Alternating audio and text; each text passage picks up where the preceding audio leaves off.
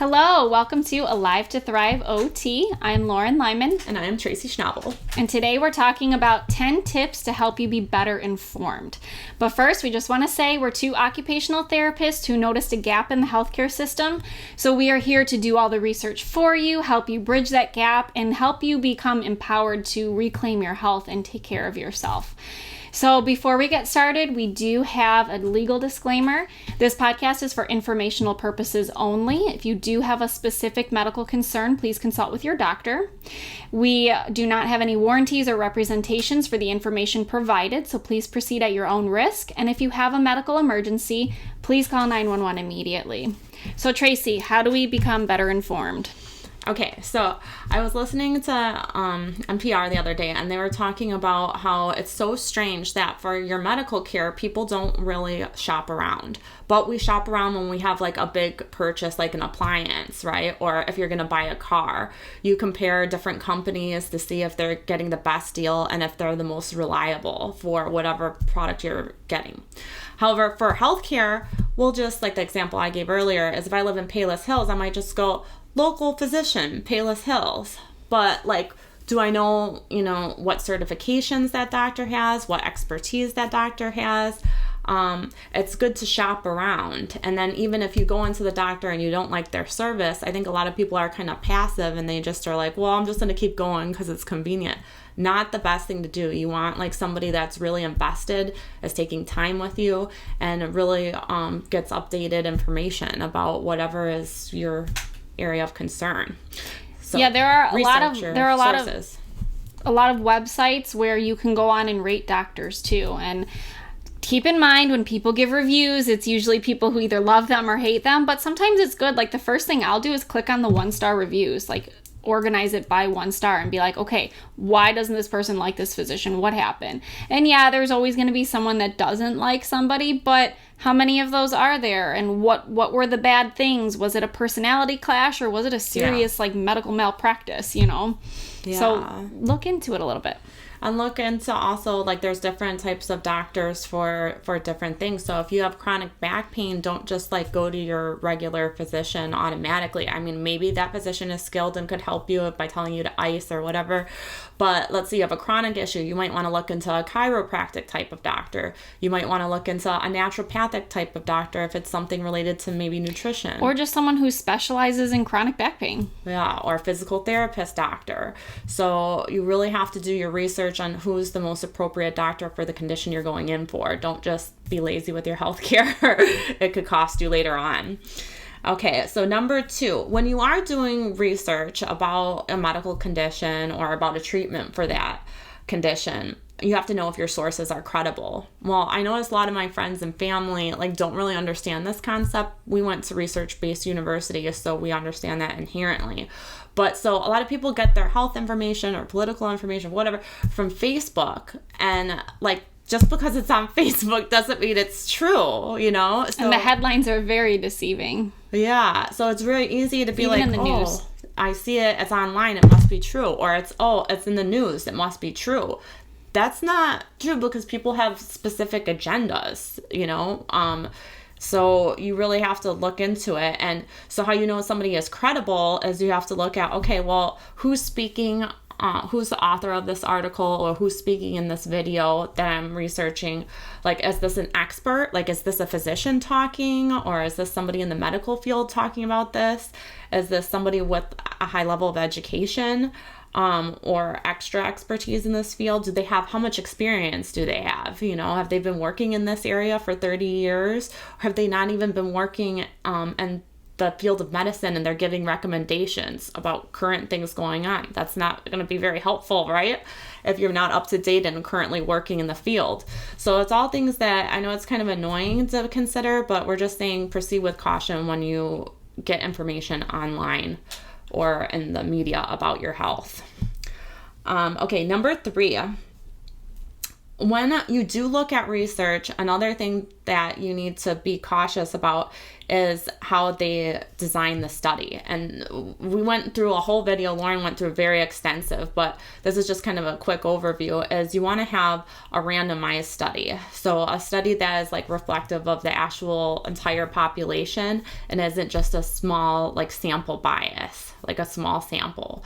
So because you want to make sure that it's like reflective of the majority of people. Mm-hmm. And recently, one example, recently in the news, there was a study done. I'm not going to say what it is, even though it's been called out, but there was a study done on veterans that said a certain drug was useful, that said a certain drug was dangerous to use for a condition. And it turns out they didn't randomize their control group and their experimental group. So they put all the really sick, like dying patients in the experimental group that got the drug, and then all of their less sick patients in the control group. Well, which group do you think is going to do better? I mean, if someone's already like on their deathbed, is medication really going to help unless it's like a miraculous drug? Probably not, right? So, of course, the results showed that more people died in the experimental group. You have to randomize your group. So make sure it's, a wide sample of people that were in the study, inclusive of different ages, genders, ages, sexes, locations, things like that. But then also make sure that those experimental versus control groups are randomly assigned. Yeah, the people aren't just from one small city or something, And then another consideration is I was reading research, it was like cancer research, but like some of it was done on patients in Asia, but that might not be reflective for you if you're an American, and we have very different diets and environmental toxins and different things. So how you respond to that might not be the same as somebody in Asia. So you really have to also look at, like, does this study, is it reflective of me as well? So if that makes sense.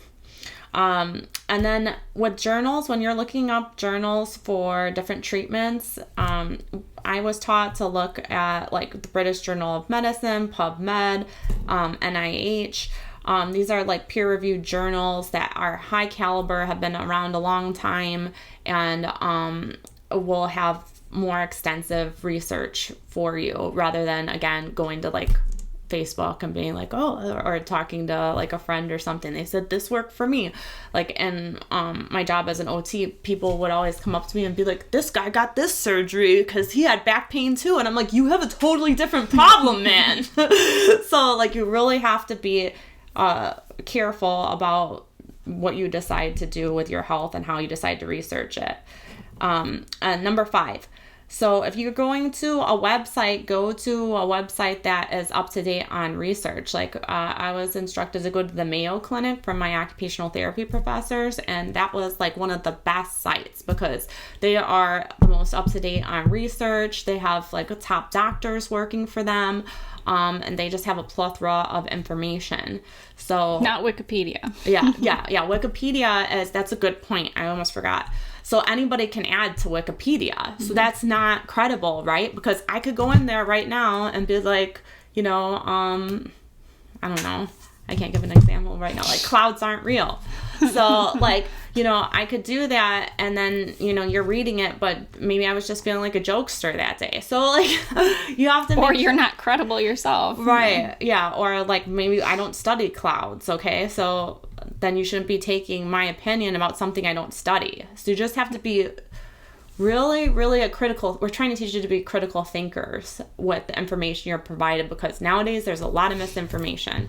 If you want to get the best healthcare for yourself and your family, just do the research. You do it for your car, or at least I hope you do in your appliances. Okay. Follow the money trail. So you also have to find out like who's funding whatever source you're looking at. So, for example, with oxycodone, the pharmaceutical company that was distributing got in trouble because they found that they were minimizing about the effects of addiction for oxycodone. And the studies that they were doing, they said it's fine when they were talking to doctors, but the studies were actually on patients that had acute pain and not chronic pain, and it ended up being prescribed more for people that had chronic pain. So you got to make sure that, like, when people are saying, like, oh, this product is fine, well, they might have an incentive to manipulate the research that they're saying. They made a lot of money. I mean, oxycodone, it was oxycodone you said, right? Yeah. I mean, that was a very popular pain pill back in the day, so they made a lot of money off of it. Billions. So their motivation is to make sure that it gets out there. So technically that study said that it wasn't addictive, and that was the findings, and they didn't lie, but it was misleading because, kind of what Tracy was saying before, does this apply to me? No, because I have chronic pain. These studies were for acute pain. Yeah, so when your doctor is giving a recommendation, ask what it's based off of, and ask how it's funded. It's just a good idea. Or look it up yourself. Internet's there. Also, we've found, like, looking at other countries is really helpful. Again, Lauren was saying to me, you could tell them about the cancer treatments in other countries. Yeah, so, and, you go to Asia, and there are certain countries in Asia where you may walk into a medical facility and you turn left for Western medicine and right for Eastern medicine, and you have options. And I'm a very big advocate for integrative medicine, where we look at everything. We use everything at our disposal, and like the Cancer Centers of America now is huge on integrative medicine. And they address your diet, they address your emotions, they make sure you're going to support groups and things like that, because those mental and emotional aspects have an impact on your physical health. So make sure that you're exploring all your options for treatment, not just, okay, this is probably the best one, let's put all my eggs in one basket and hope it works. Yeah. So thank you for that, Lauren. And then another thing is also look at the regulating agencies. So I was talking to Lauren a little bit earlier about the FDA. So when I watched a documentary called Food Inc., they were talking about how there's a lot of conflict of interest at the time, at least, with the FDA. So the people that were on the advisory boards were somehow, like, either before they got the job at the FDA or after, ended up being connected to the pharmaceutical industry. So if a drug maybe isn't, like, the best option, they might say that it is because they're getting a financial incentive. So look at conflicts of interest. Mm-hmm. Am I getting paid to say that this is healthy for you when it actually isn't? And I know that seems kind of confusing, but bribery is very common, unfortunately. So expediting approval for something, very, very common. So when you expedite, when you do something quickly, you're not as accurate, you're not as reliable, you may make mistakes. So money is very motivating for people, so follow the money trail. Yeah. And then I was also watching, I don't know if you guys saw the Dallas Buyers Club. You should see it. It was based on a true story. And there was a guy that was diagnosed with HIV, and they had an experimental drug in the 80s for it, but he didn't qualify for the study. And so they were telling him there was nothing that he could do and he was going to die because of how bad his immune system was. And he ended up going to Mexico and finding a doctor that had natural treatments for it. And he ended up living for like 10 more years. He brought back those treatments here and started the Dallas Buyers Club, where people could actually purchase this. But then the FDA got into a lawsuit with him because it wasn't regulated, even though it was helping people. So again, like, you have to look at who's overseeing and what's their motivation. There's a lot of tape that you have to. There's a lot of things set in place to make things standardized in this country, but just because it's standardized doesn't mean it's the best option. It means that that's the option that was approved for this country. So again, looking at other countries, looking at natural alternatives, just because it's not FDA approved, like tea. I mean, if you read a tea label, it'll say, like, consult with a doctor before drinking if pregnant or nursing, because there aren't studies on tea, it's food, but food can be medicine. So just because it hasn't been FDA approved or regulated in any way, just think logically. Did it come from the ground? Is it safe? I mean, were there chemicals added to it? use your brain a little bit, think for yourself, and don't just rely on other people to tell you if something is safe or beneficial, because there are things in this world that are beneficial that are not regulated or approved because they come from nature. And yeah, is it good to have things regulated? Yes, because I've been to countries where things like transportation and health and different things are not as regulated as they are here, and that could be scary. But you just have to be an educated consumer and look at, Yeah, I'm not saying like go buy your supplements from the guy off the street, but I'm saying, I mean, if like teas, like I said, I mean, that's not technically regulated because it's a natural product. So that doesn't mean it's bad just because it's not regulated. It's just... It's not a supplement technically. It's not a medication technically because it's food.